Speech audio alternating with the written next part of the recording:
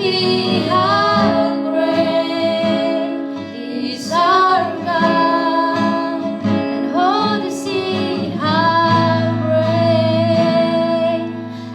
great is our God.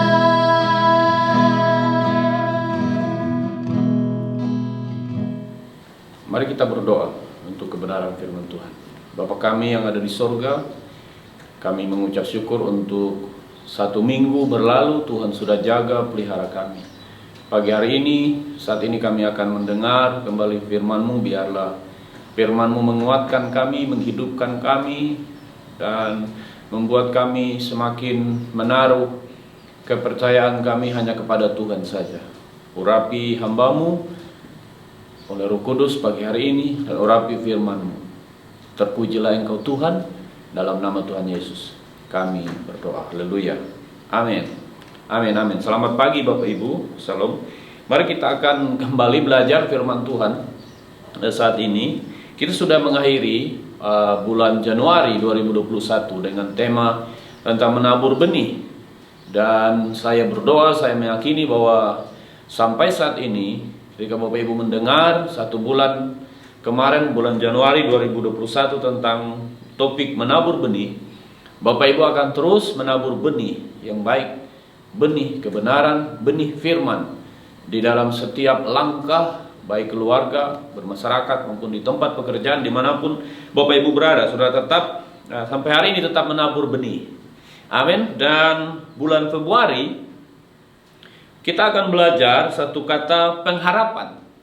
Nah, tentu pengharapan di sini adalah pengharapan di dalam Tuhan, bukan di dalam siapapun, atau pengharapan di dalam Yesus. Kita akan belajar meskipun di tengah situasi yang sulit ini, dan saudara mungkin sedang ada dalam situasi yang tidak enak, tapi alangkah lebih baiknya kalau saudara dan saya tetap berpengharapan di dalam Tuhan. Sulit, memang sulit, tapi bukan berarti tidak bisa kalau di dalam Tuhan. Amin. Nah, kata pengharapan, saya mencatat dalam Kamus Besar Bahasa Indonesia, diterangkan bahwa pengharapan berasal dari kata dasar harap, yang berarti mohon, minta, keinginan supaya sesuatu terjadi, dan sesuatu itu biasanya hal yang sesuai dengan kebutuhan atau keinginan. Jadi pengharapan itu di dalam Kamus Besar Bahasa Indonesia adalah seperti sebuah permohonan atau permintaan, atau lebih spesifik lagi, saudara menginginkan sesuatu yang besar, yang baik, sesuatu yang membuat saudara melihat mujizat Tuhan, dan membuat saudara mungkin saudara berkata, wow, saya mengalami ini dan saya terus berharap yang baik yang saya dapatkan dari Tuhan. Mungkin itulah pengharapan. Nah, dalam Alkitab, salah satu hal yang kita akan pelajari pada bagian ini, dalam kitab Ibrani, mari kita akan membuka kitab kita dimanapun Bapak Ibu berada. Pagi hari ini mari kita akan melihat Ibrani pasal 6 ayat 19 dan ayat yang ke-20.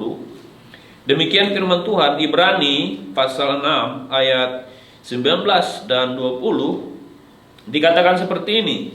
Pengharapan itu adalah sauh yang kuat dan aman bagi jiwa kita, yang telah dilabuhkan sampai ke belakang tabir, di mana Yesus telah masuk sebagai perintis bagi kita ketika ia menurut peraturan Melkisedek menjadi imam besar sampai selama-lamanya. Jadi kitab Ibrani ini, saya akan kasih gambaran sedikit. Kitab Ibrani ditulis, ada beberapa pandangan yang mengatakan bahwa Pauluslah yang menulis surat ini atau surat Ibrani ini. Nah, surat ini ditujukan kepada orang-orang Ibrani yang pada saat itu sedang ada dalam situasi yang tidak enak, situasi yang pengharapannya tidak enak. Kenapa tidak enak? Karena pada waktu mereka berpindah dari agama lama mereka, yaitu Yudaisme, dan mereka percaya kepada Yesus, ada banyak tantangan, ada banyak persoalan dari orang-orang yang ada di sekitar, khususnya orang Yahudi, yang berusaha menarik mereka supaya mereka kembali kepada kepercayaan lama mereka. Nah, penulis Ibrani menulis kitab ini untuk mengajak mereka tetap pada pendirian mereka. Kalau Bapak Ibu baca dari dari pasal pertama sampai dengan pasal terakhir, kitab ini ada banyak tulisan-tulisan yang mengatakan bahwa Yesus itu lebih tinggi dari segala sesuatu, lebih tinggi dari imam, dia lebih besar dari Musa. Jadi kitab ini meyakinkan orang-orang percaya, orang-orang Ibrani yang percaya dalam nama Yesus waktu itu, supaya mereka tetap, karena Yesus itu lebih dari apapun. Dia lebih tinggi, lebih besar, lebih dahsyat, lebih bisa tempat mereka bisa menaruh pengharapan mereka. Jadi itulah kira-kira gambaran umum atau garis besar tentang kenapa sampai kitab Ibrani itu ada ditulis pada waktu itu. Nah, mari kita lihat dalam bagian ini. Dari ayat ini dikatakan bahwa pengharapan itu, kalau menurut kitab Ibrani, penulis Ibrani mengatakan pengharapan itu sauh. Jadi pengharapan itu adalah sauh. Apa itu sauh? Sauh itu jangkar. Jadi kalau saudara yang mengerti tentang laut dan tentang kapal, saudara akan mengerti bahwa kapal perlu jangkar untuk ketahanan dari ombak, ketahanan dari angin, supaya posisi titik koordinat kapal tetap ada. Jadi kapal perlu jangkar. Jadi kitab Ibrani menulis bahwa pengharapan itu seperti sauh, atau pengharapan itu adalah sauh. Luar biasa. Nah, mari kita lihat sebelum kita masuk dalam poin-poin yang akan kita pelajari pagi hari ini. Saya mencatat, kalau hari ini kita belajar tentang pengharapan di dalam Tuhan, saudara tetap menaruh harapan di dalam Tuhan. Nah, ada pengalaman orang-orang di dalam Alkitab, Bapak Ibu, yang mereka terganggu dengan pengharapan mereka karena situasi, karena sebuah peristiwa. Dan kita akan membaca pagi hari ini beberapa bagian. Pertama itu ada 3 bagian. Nanti pertama kita akan melihat Elia. Dia pernah terganggu pengharapannya. Lalu kemudian yang kedua, kita melihat ada Naomi di dalam kitab Rut, itu pengharapannya terganggu. Kemudian ada Yudas Iskariot, pengharapan Yudas juga pernah terganggu. Atau kalau saudara bertanya-tanya apa sih pengharapan orang yang terganggu, itu loh, kalau saudara pernah mengalami putus asa. Nah, kira-kira itulah yang pengharapan seseorang terganggu. Mungkin itu bisa disamakan dengan orang yang sedang berputus asa, orang yang sedang kehilangan pengharapan. Mari kita akan membaca 1 Raja-Raja pasal 19 ayat 1 sampai 4. Elia ke Gunung Horeb. Ketika Ahab memberitahukan kepada Isabel segala yang dilakukan Elia dan perihal Elia membunuh semua nabi itu dengan pedang, maka Isabel menyuruh seorang suruhan mengatakan kepada Elia, "Beginilah kiranya para Allah menghukum aku, bahkan lebih lagi daripada itu, jika besok kira-kira pada waktu ini aku tidak membuat nyawamu sama seperti nyawa salah seorang dari mereka itu." Maka takutlah ia lalu bangkit dan pergi menyelamatkan nyawanya. Dan setelah sampai ke Beersheba yang termasuk wilayah Yehuda, ia meninggalkan bujangnya di sana. Tetapi ia sendiri masuk ke padang gurun sehari perjalanan jauhnya, lalu duduk di bawah sebuah pohon ara. Kemudian ia ingin mati, katanya, "Cukuplah itu, sekarang ya Tuhan, ambillah nyawaku, sebab aku ini tidak lebih baik daripada nenek moyangku." Jadi Bapak Ibu lihat ya, orang-orang yang terganggu pengharapannya, Elia terganggu pengharapannya. Kenapa? Karena Isabel, istri dari Raja Ahab, itu mengancam akan membunuh Elia. Padahal sebelum peristiwa ini, Bapak Ibu lihat, kalau Bapak Ibu mundur ke belakang, atau saudara membaca pasal 18, pasal 17, pasal 18, di sana Elia menang menghadapi 450 Nabi Baal. Tapi dalam bagian ini, ketika Isabel tahu 450 Nabi Baal kalah dan semua dibunuh oleh Elia, karena Elia bersama dengan Tuhan, pada waktu ancaman datang melalui Ahab, Elia menjadi takut. Elia pergi kepada gurun, dia meninggalkan bujangnya, lalu dia berkata, "Saya ingin mati." Jadi sudah lihat, Nabi sekelas Elia terganggu pengharapannya. Dia rasa mau mati.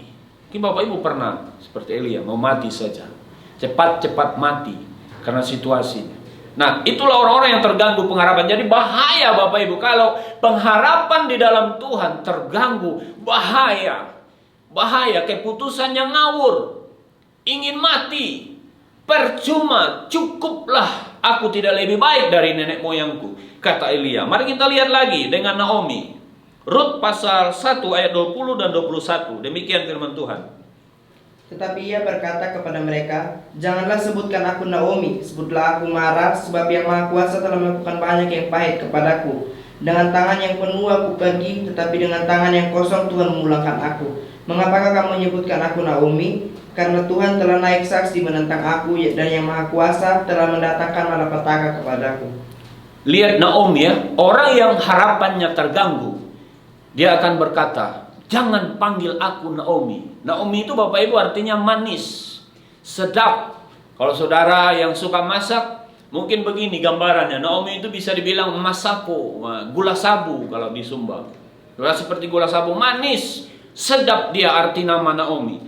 Tapi waktu dia pulang dari Moab, karena pada saat itu terjadi kelaparan di Bethlehem atau di tanah Yahud, di tanah Israel, dia pergi ke Moab dengan suaminya, dengan dua anaknya, Mahlon dan Kileon. Tapi sampai di Moab, karena mereka meninggalkan Bethlehem, sampai di Moab itu terjadi sesuatu yang menyakitkan bagi Naomi. Apa yang terjadi di sana? Suaminya dipanggil oleh Tuhan. Kemudian dua anaknya Mahlon dan Kileon dipanggil oleh Tuhan di sana. Sehingga waktu dia dengar sekarang terjadi pemulihan di Yerusalem atau di Bethlehem, lalu dia memilih kembali dari Moab ke Bethlehem. Dan waktu sampai di Bethlehem, ada orang berkata, "Hei Naomi, selamat datang." Naomi bilang begini, "Jangan lagi panggil saya Naomi. Panggil saya apa? Panggil saya Mara." Mara itu pahit, tertekan. Apalagi selain pahit, sepet, tertekan.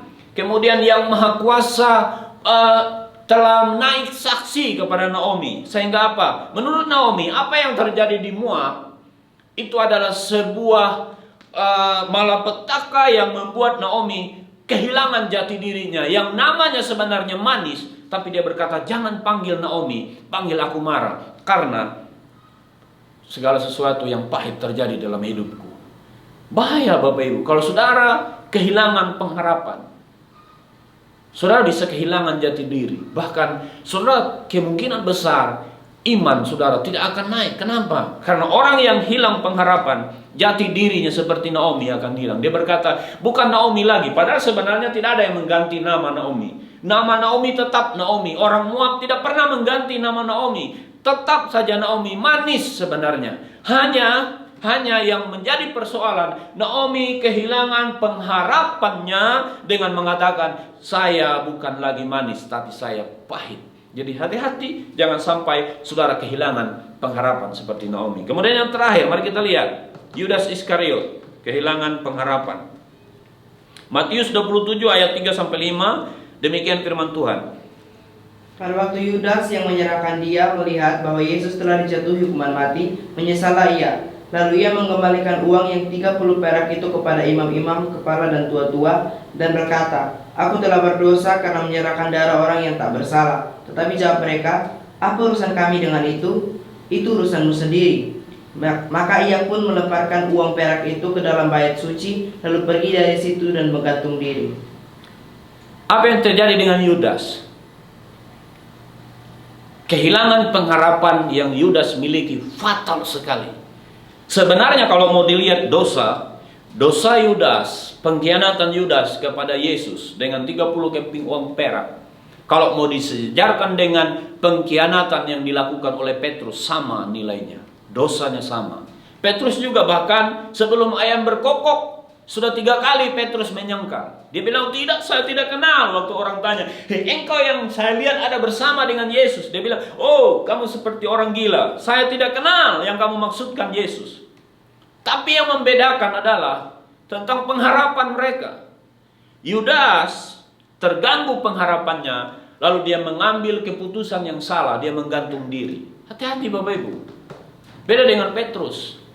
Petrus walaupun Dia menyangkal, tapi dia tahu ada pengharapan ketika dia berbalik, ketika dia mengambil keputusan yang benar, masih ada harapan di dalam Yesus. Dan waktu dia benar-benar bertobat, lihat Bapak Ibu, waktu Petrus bertobat dan waktu kebangkitan Yesus, waktu Yesus menemui muridnya satu persatu, ada satu perkataan yang Yesus sampaikan kepada Petrus.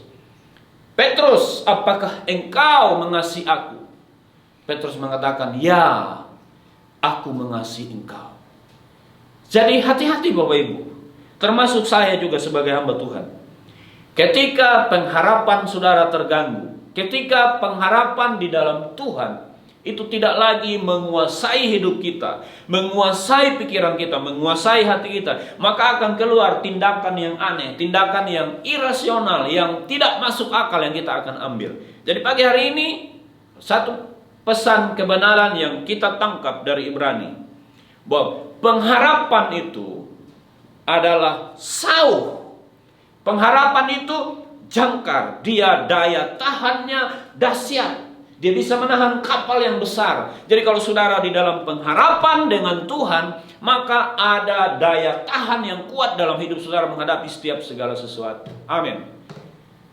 Situasi apapun, pandemik ini, khotbah saya minggu yang lalu, bahwa pandemik ini tidak akan mengganggu benih. Dia tidak akan bisa merusak benih yang ada dalam diri saudara. Dia hanya bisa mengganggu supaya saudara berhenti menabur. Pelajaran minggu yang lalu. Dengan minggu ini juga, pandemik ini, dia tidak akan bisa mengambil pengharapan saudara. Kalau saudara tidak mengizinkan. Jadi di tengah situasi ini, kita tetap punya alasan untuk kita tetap berharap kepada Tuhan. Nah, pagi hari ini mari kita lihat.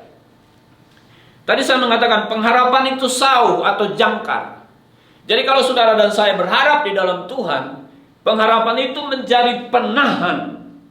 Kapal juga kalau diaplikasikan dalam hidup kita, pengharapan itu dia yang menahan diri saudara supaya tetap berharap kepada Tuhan, supaya tidak terombang-ambing, supaya saudara dan saya tidak seperti rumput ilalang atau saudara tidak seperti semak ilalang. Waktu angin bertiup, dia akan ikut arah angin bertiup. Pada waktu angin bertiup ke selatan, dia bertiup, dia tunduk ke selatan, dia akan tumbang ke selatan. Demikian angin bertiup ke timur, dia akan tunduk ke timur. Tapi kalau saudara ada dalam pengharapan, tetap pengharapan itu membuat saudara tegak berdiri. Dan saudara tetap memandang kehidupan ini seperti orang lain, seperti para pejuang iman lain. Tetap memandang sampai suatu saat Tuhan kelak memanggil saudara, mereka sudah tetap ada di dalam pengharapan dengan Tuhan. Nah, kenapa sih pengharapan itu sauh? Kenapa pengharapan itu penahan untuk seseorang? Kenapa sih? Nah, kitab Ibrani menulis di sini. Mari kita lihat. Kitab Ibrani pasal 6 ayat yang ke-19. Pengharapan itu adalah sauh yang kuat dan aman bagi jiwa kita yang telah dilabuhkan sampai ke belakang tabir. Jadi pengharapan itu sauh karena yang pertama itu, pengharapan itu adalah sauh karena pengharapan itu kuat dan dia sifatnya aman bagi jiwa saudara dan saya. Haleluya. Jadi kalau mau jiwa kita kuat, jiwa kita aman, jiwa kita terlindung, Alkitab mengatakan pengharapan kita mesti di dalam Tuhan, mesti di dalam Kristus. Amin. Pengharapan kita tidak bisa di dalam yang lain. Saya akan mengulang, hati-hati dengan putus asa. Mungkin Bapak Ibu pernah tidak mengambil bagian dalam keputusasaan. Bagaimana contoh orang yang putus asa? Orang yang putus asa mengatakan seperti ini biasanya. Sudahlah, biar aja. Biar aja. Saya tidak mau mengulang lagi. Kalau gagal satu kali, biar sudah. Coba. Ada orang mengatakan, hei kamu lihat, kalau lihat lampu, bola lampu listrik itu, sudah ingat Thomas Alva Edison, beribu-ribu kali dia gagal. Coba, biar sudah. Biar sudah saya begini saja. Biar sudah, memang sudah nasib dari Tuhan saya begini saja. Itu orang yang putus asa, ya hati-hati loh. Putus asa itu akan membuat jiwa saudara tidak aman. Jiwa saudara tidak kuat. Contoh tadi ada 3, Elia, ada Naomi, ada Yudas Iskariot. Mereka pada awalnya mereka selalu mengambil keputusan, mengambil langkah yang salah pada waktu pengharapan mereka terganggu. Jadi pengharapan itu seperti Saul itu karena pertama pengharapan itu kuat dan aman bagi jiwa. Bagi jiwa loh, bukan bagi pikiran. Bukan bagi yang daging ini loh.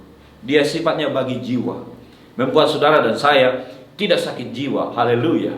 Kalau saudara berhenti berpengharapan, jangan-jangan saudara dan saya jiwanya terganggu. Dan kalau orang lain, kalau orang, saudara pernah lihat orang jiwanya terganggu, dia sakit dan dia mulai tidak pakai baju. Dia mulai tidak potong rambut. Dia mulai tidak mandi. Dia mulai tidak mau pakai parfum. Dia mulai tidak mau pakai pakaian yang bagus. Dia mulai tidak mau pakai sepatu. Hati-hati. Jadi kalau ada bapak ibu hari ini sudah tidak mau rawat diri, tidak mau potong rambut, tidak mau sikat gigi, tidak mau diajak bicara, tidak mau ikut ke piknik-piknik orang-orang, kumpulan orang banyak, dia tidak mau ikut di sana, dia senang menyendiri, lalu dia mulai duduk begini, dia mulai melamun, dia mulai begini. Hati-hati loh. Jiwanya sudah kurang aman. Oleh sebab itu, pagi hari ini firman Tuhan mengajak kita, tetaplah berpengharapan di dalam Tuhan. Apapun situasinya, apapun keadaannya, jangan sampai pengharapan itu terganggu. Jangan sampai pengharapan itu terganggu dan digantikan dengan apa? Putus asa, putus pengharapan. Biar sudah begini, biar saja saya menderita. Biar sudah saya begini. Lalu ada saudara, mungkin saudara akan menyanyi, biarkan aku sendiri. Saudara menyendiri. Hati-hati. Pengharapan, kenapa pengharapan itu adalah Saul? Karena pengharapan itu kuat dan dia aman bagi jiwa kita. Haleluya. Pengharapan kuat dan aman bagi jiwa. Yang terakhir, kenapa pengharapan itu Saul? Ayat yang ke-20 dari Ibrani pasal 6. Firman Tuhan berkata seperti ini. Di mana penulis Ibrani mengatakan, Yesus telah masuk sebagai perintis bagi kita ketika ia menurut peraturan Melkisedek menjadi imam besar sampai selama-lamanya. Yang terakhir atau yang kedua, kenapa pengharapan itu adalah Saul? Karena Yesus sudah masuk sebagai perintis.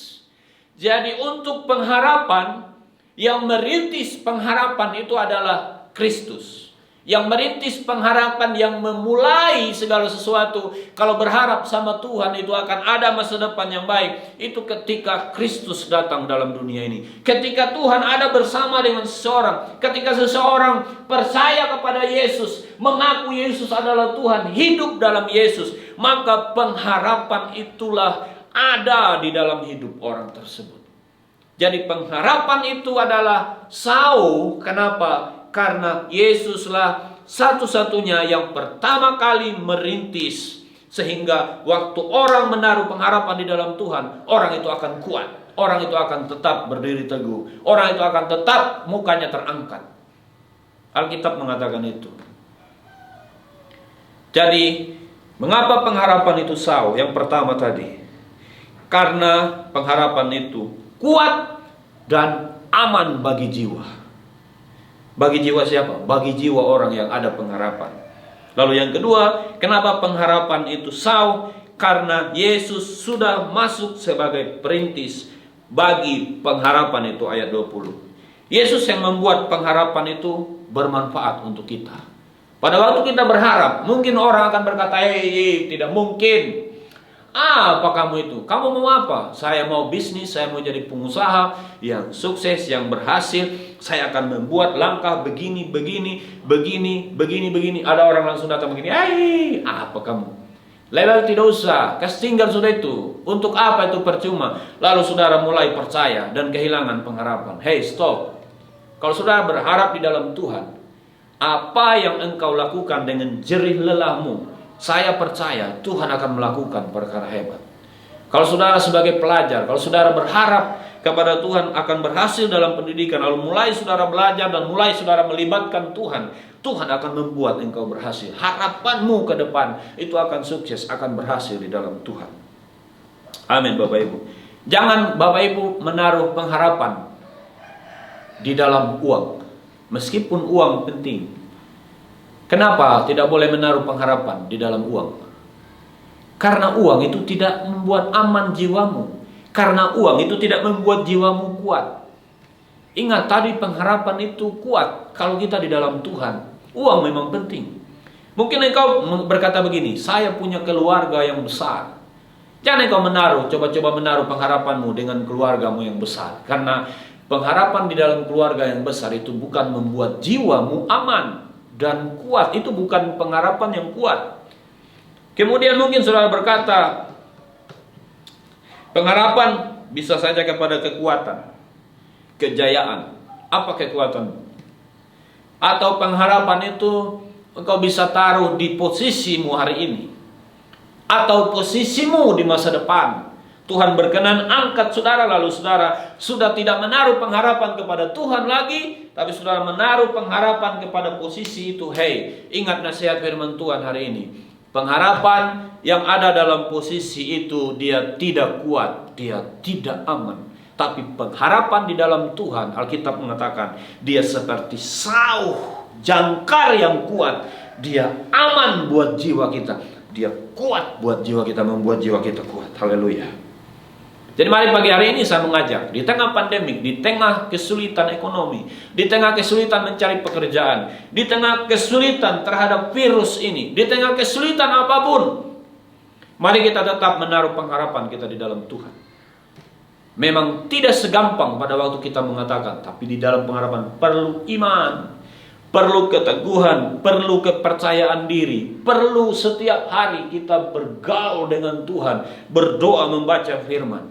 Percayalah bahwa pengharapan itu di dalam Tuhan, itu membuat jiwa kita aman, membuat jiwa kita kuat dalam Tuhan. Saya akan menutup renungan firman Tuhan pagi hari ini dengan satu ayat, Yeremia pasal 17 ayat 7 dan ayat yang ke-8.